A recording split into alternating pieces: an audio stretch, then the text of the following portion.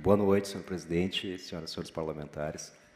Uma boa noite para quem nos acompanha pela Rede Câmara, também para quem nos acompanha presencialmente aqui nessa noite de sexta. Queria agradecer a oportunidade de participar da audiência, a oportunidade de escuta e de aprendizado de todas as falas que me antecederam. Veja, eu estava pensando, tem esse chiado aqui, é culpa minha, será? Pode ser o microfone aberto a mais. Né? Parou, agora parou.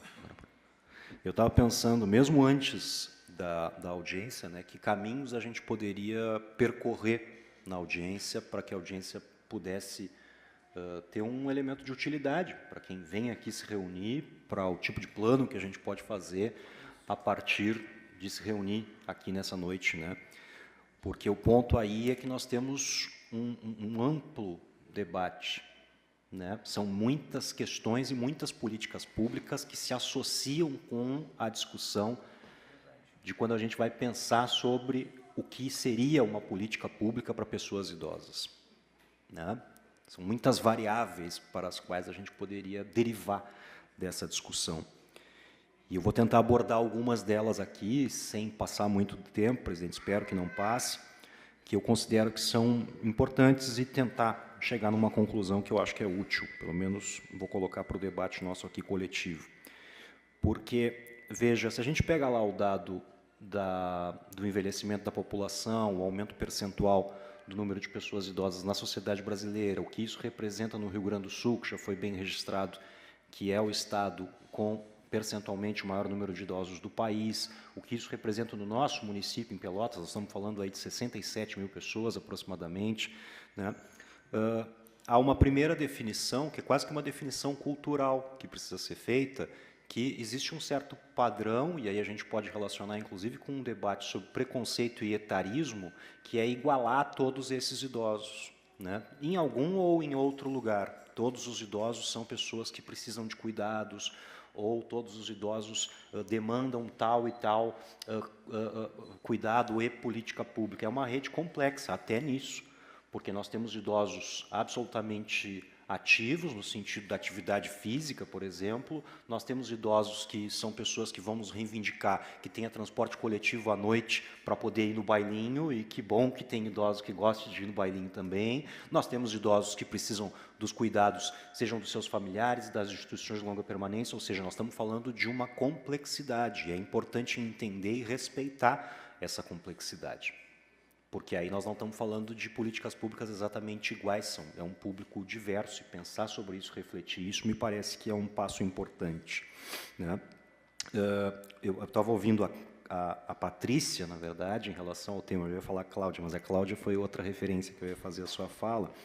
A primeira vez que eu ouvi o conceito, né, de essa coisa do Pelotas, cidade amiga do idoso, eu tive um momento de choque e indignação combinados, né? Eu não me lembro se eu já era vereador, acho até que não, né?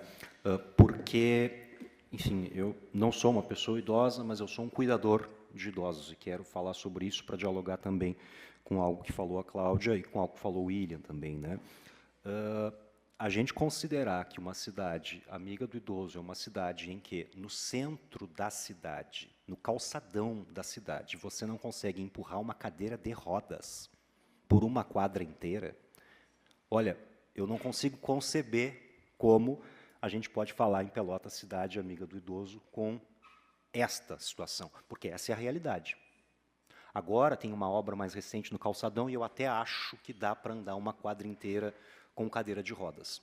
Só para citar um exemplo, como eu falei no início, obviamente, infelizmente, nós temos muitos idosos que não precisam da cadeira de rodas, mas as nossas calçadas absolutamente irregulares, que vão pegar o tema da cadeira de roda, que vão pegar o tema dessa irregularidade que pode causar um tropeço, que numa idade mais avançada pode gerar uma fratura que debilita enormemente a vida das pessoas no futuro, né?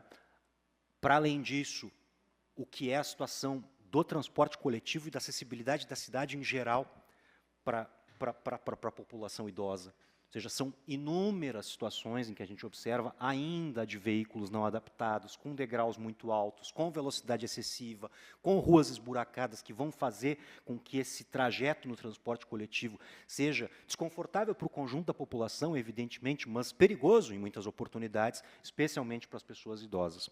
Então, fazer essa referência de que, assim, se a gente pensar cidade amiga do idoso, falar em Pelotas, eu até aceito que seja a partir de uma perspectiva. Nós queremos ser uma cidade amiga do idoso. Isso é algo que me motiva, isso é algo que me faz fazer política, isso é algo que me faz ir para uma reunião como essa e debater, mas como perspectiva, não como aquilo que a gente vive hoje em dia. Acho que aqui o caminho, e aqui a fala do professor Flávio Demarco me pareceu riquíssima também, ajudou muito na nossa discussão, e que importante que a gente está tendo essa oportunidade, porque, veja, a gente tem situações de novos espaços. Muito recentemente, nós temos espaços públicos de lazer que foram inaugurados na cidade. Eu estou falando aqui, pelo menos, da Praça Palestina e do novo espaço ali no Parque da Baronesa. E acho que termos mais, acho não, tenho convicção, que se conecta com muito do que falou o professor Flávio Demarco, no sentido de a gente ter mais e exigir mais e mais espaços como este, de lazer, para que o conjunto da população, mas que também a população idosa, possa acessar esses espaços.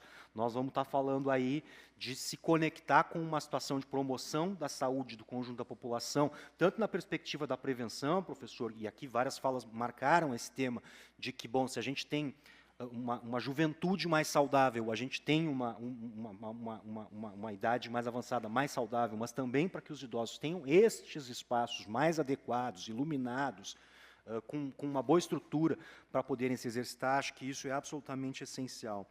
Acho que a gente está atento aqui em relação, acho que foi o William, foi o primeiro a fazer essa referência, da Política Nacional de Cuidados e daquilo que pode vir a ser um Plano Nacional de Cuidados e que desdobramentos isso vai ter enquanto política pública. Agora, a sanção é 2024, dezembro, da Política Nacional de Cuidados, né? Bem, como que isso vai se desenvolver? Porque aí nós estamos falando, o William fez essa referência, de uma situação que é absolutamente dramática, uma estatística que é terrível, que sobrecarrega os familiares, mas especialmente as mulheres. Isso é, assim, a estatística, se eu não me engano, segue sendo lamentável, de que 95% dos casos em que há idosos que necessitam de cuidados, as pessoas que são responsáveis por esses cuidados são as mulheres, especificamente as mulheres. E olhar para essa questão do cuidado, da sobrecarga para a pessoa que precisa do cuidado, mas também para a pessoa que cuida, isso é absolutamente essencial. E eu realmente tenho expectativa, pela minha experiência de vida, de que essa política não seja só uma lei que foi lá aprovada e que nunca vire nada do ponto de vista de mudança concreta na vida das pessoas. Bem, para concluir, estava pensando aqui, né, algumas questões. Eu acho que é tão rico, eu não sei, aí me perdoem se já nós temos coisas parecidas com isso, mas, professor Lélio, uma possibilidade de seminário, conferência, o senhor fez referência na sua fala à questão do Fórum Social Mundial, mas que a gente possa planejar, não sei se isso é algo que faz sentido para todo mundo, mas planejar um momento que a cidade pare. A situação é tão importante, me parece, planejar um momento que a cidade pare para conversar, que a gente consiga fazer com que mais idosos conheçam o Conselho Idoso, porque eu imagino que a quantidade de idosos que conhecem, que participam, que acompanham as atividades, que se mobilizam pelas pautas do Conselho, seja proporcionalmente muito menor em relação àquilo que é o conjunto da população idosa, né? E acho que é importante ter isso, é importante divulgar, é importante.